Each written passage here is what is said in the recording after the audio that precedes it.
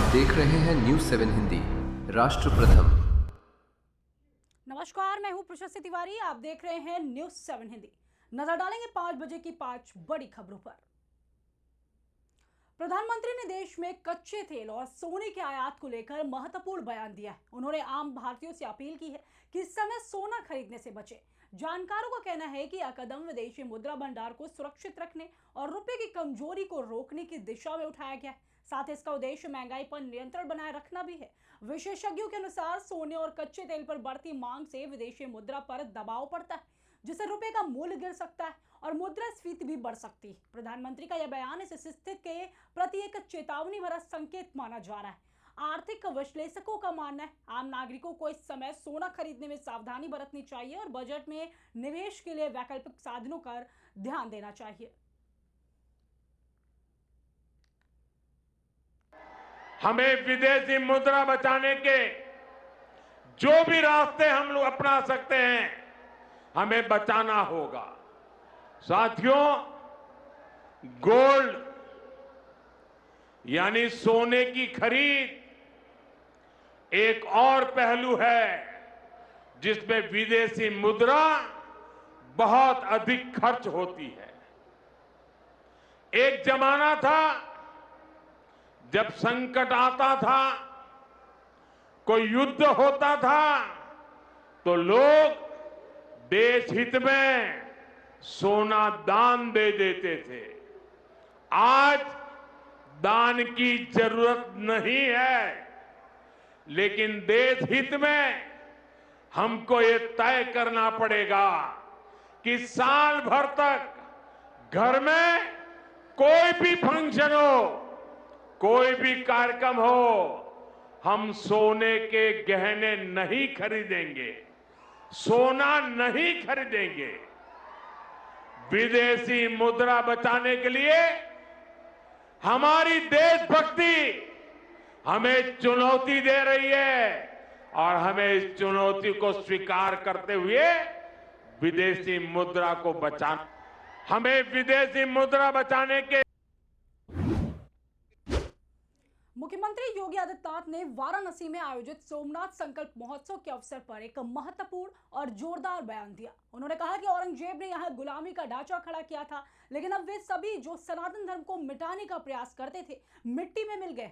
CM ने अपने भाषण में सनातन संस्कृति और धर्म की मजबूती पर जोर देते हुए कहा कि भारतीय संस्कृति हमेशा सशक्त रही है और विदेशी आक्रमणों और दमन के बावजूद इसे मिटाया नहीं जा सका। योगी आदित्यनाथ ने महोत्सव में उपस्थित लोगों को संदेश दिया कि सनातन धर्म की विरासत और संस्कृति को आने वाली पीढ़ियों तक सुरक्षित रखना हमारा कर्तव्य है। उन्होंने कहा कि आज भी हमारी परंपराएं और धर्म का मार्ग हमें सही दिशा में ले जाता है। कई विदेशी आतताइयों ने हमारी आध्यात्मिक और सांस्कृतिक पहचान को नष्ट करने का प्रयास किया।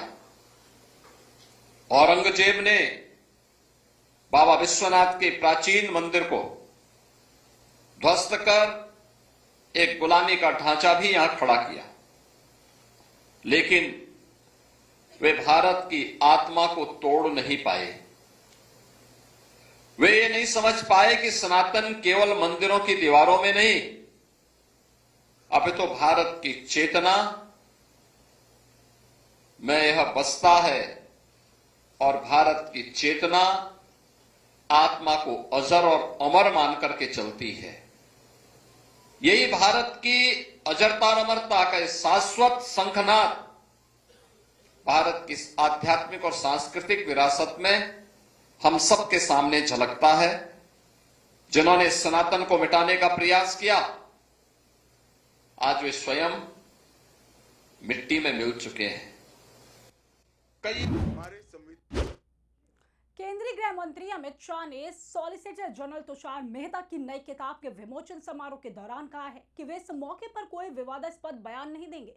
हालांकि अमित शाह ने किताब के लेखक तुषार मेहता को सुझाव दिया कि वे भविष्य में भारतीय न्याय प्रणाली पर भी एक किताब लिखें, ताकि आम जनता को न्यायिक प्रक्रिया और उसके महत्व को बेहतर तरीके से समझा जा सके। सॉलिसिटर जनरल तुषार मेहता ने इस अवसर पर अपनी किताब के विषय और उद्देश्य के बारे में विस्तार से बताया। उन्होंने कहा कि इस किताब का मकसद कानूनी प्रणाली और विधिक प्रक्रियाओं को आम लोगों के लिए सरल और समझने योग्य बनाना है। विशेषज्ञों का कहना है कि ऐसे विमोचन समारोह न केवल ज्ञानवर्धन का अवसर होते हैं, बल्कि न्याय और कानून के प्रति समाज में जागरूकता बढ़ाने का भी माध्यम है। हमारे संविधान और हमारी न्यायपालिका का बहुत बड़ा योगदान है। पूरे देश की जनता में एक प्रकार से विश्वास है कि मुझे अन्याय होगा तो संविधान जाग रहा है, मेरे अधिकारों पर आघात होगा तो न्याय के द्वार खुले हैं, और कहीं पर भी कमजोर व्यक्ति की या कमजोर विचार की आवाज को दबाया जाएगा तो न्यायालय में आवाज जरूर सुनी जाए। नमस्कार, मेरा उत्तर प्रदेश की राजनीति में एक बार फिर हलचल देखने को मिल रही। मुख्यमंत्री योगी आदित्यनाथ के कैबिनेट विस्तार में पूजा पाल को जगह न मिलने के बाद समाजवादी पार्टी यानी कि सपा के नेताओं ने इसे विश्वासघात करार दिया। सपा के नेताओं का कहना है कि पूजा पाल पार्टी और समाज के लिए लंबे समय से काम कर रही, उन्हें योगी कैबिनेट में जगह न मिलना राजनीतिक रणनीति और भरोसे के नजरिए से प्रश्न चिन्ह खड़ा करता है। इस घटना के बाद राजनीतिक गलियारों में चर्चा तेज हो गई और सपा के अंदरूनी नेताओं ने इसे योगी सरकार की नीति पर सवाल उठाने के तौर पर देखा है। विश्लेषकों का कहना है कि यह घटनाक्रम आगामी चुनावी रणनीतियों और पार्टियों के बीच गठबंधन की संभावनाओं को भी प्रभावित कर सकता है। नमस्कार, मेरा नाम है शौर्या सिंह, मैं समाजवादी पार्टी प्रवक्ता।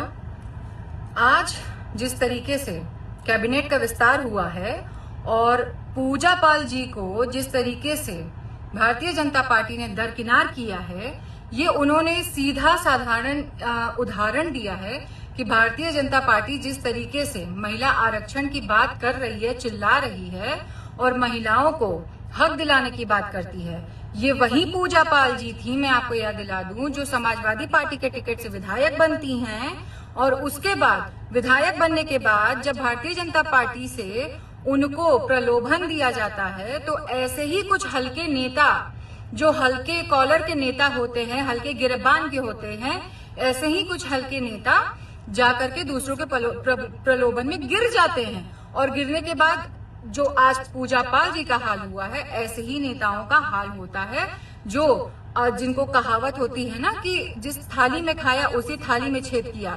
तो पूजा पाल जी, आपको भी ये सोचना चाहिए और सोचना चाहिए था कि जब आपको समाजवादी पार्टी ने इंसान बनाया, एक समाज में जगह दी, इज्जत दी, नाम दी, आप जब उस पार्टी की नहीं हुई तो आपको लगता है कि भारतीय जनता पार्टी आपको कोई पद देगी? इस गलतफहमी में मत रहिएगा। तो ये है भारतीय जनता पार्टी की महिला आरक्षण पर थ्योरी कि ये भारतीय जनता पार्टी कैसे महिलाओं को आरक्षण देना का जानती है और उनकी जिंदगियां खराब करना जानती है। अब तो पूजा पाल जी ना आप उधर की रही ना इधर की रही। नमस्कार।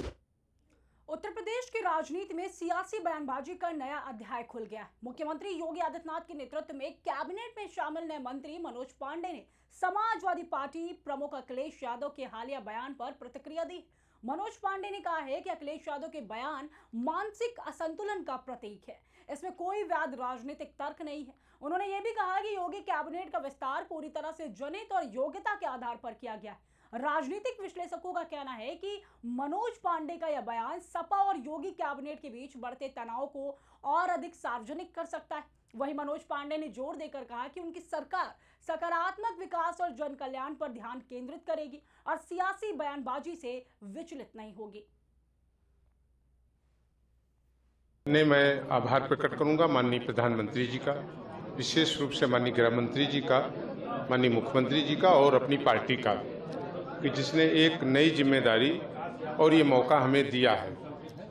और मेरा पूरी तरीके से ये मानना होगा और मेरा ये संकल्प होगा कि जो जिम्मेदारी पार्टी ने और सरकार में हमें दी है उसका पूरा हम लोग पालन करेंगे, पूरी मेहनत से, निष्ठा से उन रास्तों पर आगे चलेंगे और आगे बढ़ेंगे और जनता के काम करेंगे। क्या कोई अपेक्षा भी है आप लोगों की कौन सा विभाग मिले या आप लोग खाली? हम लोग पार्टी के कार्यकर्ता हैं और पार्टी जो दिशा निर्देश देगी उस पर काम करेंगे। एक छोटा सा सवाल है, पॉलिटिकल सवाल है। अखिलेश यादव समाजवादी पार्टी कह रही है सरकार का विदाई का समय है, इसलिए आप एक्सपेंशन कर रहे हैं। देखिए, ये उनका मानसिक असंतुलन है और जब पूरा देश का जनादेश आज भारतीय जनता पार्टी, राष्ट्र और सनातन का जो स्तंभ है, जो उनको आगे लेकर के चल रहे हैं, भारत के प्रधानमंत्री आदरणीय नरेंद्र मोदी जी के नेतृत्व में आज जनादेश भारतीय जनता पार्टी की तरफ जा रहा हो, तो कई बार की लगातार हार से पराजित समाजवादी पार्टी इस तरीके के सवाल उठाते हैं। मैं श्रुति की शादी की तैयारी शुरू हो गई?